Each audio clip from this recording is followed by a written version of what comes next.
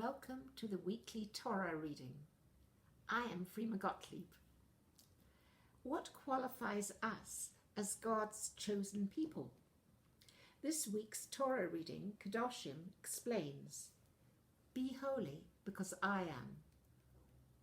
Whereas Aaron's two sons die tragically for coming too close to God uninvited, the Eternal goes out of his way to encourage the entire people, not just the crown princes of the priesthood, to do just that. Passion for holiness, Kedoshah, is what God yearns for. Speak to the community of the children of Israel and tell them, urges God to Moses. This insistence on talking, speaking, communication that underlies the disparate laws of Kedoshim underscores also the importance of relationship. God needs to get through to us. What is this Kedusha that God bids us aspire to? The philosopher Maimonides describes it in cold, abstract terms. Like other commentators, he insists on the complete difference between creator and creature. The gulf between God and mankind is unbridgeable.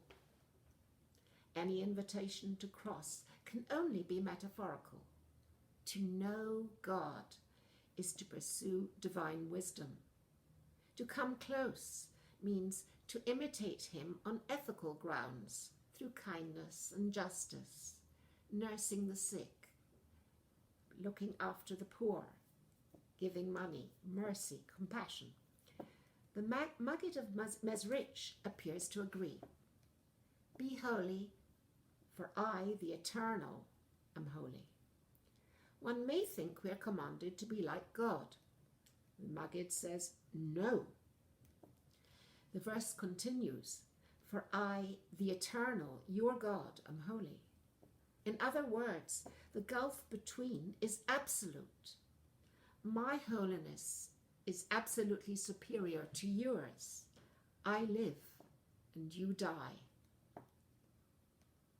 The Hasidic commentator, the Maor Vashemesh, ridicules those who put on superior airs and cut themselves off from ordinary people, calling themselves spiritual. Says the prophet Jeremiah, if a man enters a hiding place, don't I see him? Says the Lord. The more people hide from their fellow man, thinking they're higher, the less use God has for them. Each of us is only a fragment or spark of holiness. While God is one, his holiness comprises everything. What is required of us as only fragments of a whole, says the Maor of the Shemesh, is to be involved in the life of the community, thus becoming more than ourselves, learning from the good deeds of others and filling in for their shortcomings. But it also denotes a stage in the preparation for elevation to a higher purpose, the consecration of a physical object or even a woman, as in the marriage ceremony, Kedoshim. Thus exists the prospect for transformation to a higher state, and even, as in the case of a kala or bride, union, something higher. So expansive is this feminine analogy in Kabbalah that the possibility of God's being drawn down into the confines of physical space has been typified not as a son of God, but as a daughter, the Shekhinah, God's indwelling presence in our world. A midrash states, the sphere of activity of the Shekhinah is only in the lower world. This lower aspect of God is feminized only in comparison with her origin, inferior. From this arises a dangerous question. Is God's inherent superiority so terrifyingly alien to us as to exclude the possibility of real intimacy? While paying lip service to traditional notions of inequality, the Maggid of Mezrich turns concepts of superior and inferior, higher and lower holiness on their head. He expresses it this way: be holy, because my holiness above is yours. From this it would seem that God's holiness in the supernal regions is dependent on ours. According to this Hasidic concept, Israel, as representative of humanity, through good deeds in the real world, brings about holiness in heaven. Rather than God being superior to humans, he depends on us and on our good deeds in this world for replenishment of his goodness. As the Zohar teaches, arousal from above corresponds to arousal from below, and even begins there. We must be proactive. The movement must start from below. The drawing down of a divine begins with us, and, as in any human or physical relation, to the degree that one is committed, one is also opening oneself and vulnerable to the suffering and mayhem that befalls one's partner. Says the Ishbitzer, God walks in the midst of your camp, so don't lead me into a bog.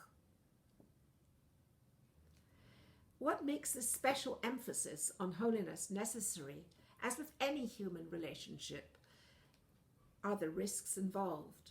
If a two-way relationship can exist between us and God, then immediately physical constraints begin to apply as a protective hedge. There's a Hasidic story that reverses all our expectations of divine superiority when it comes to reaching out for a human relationship.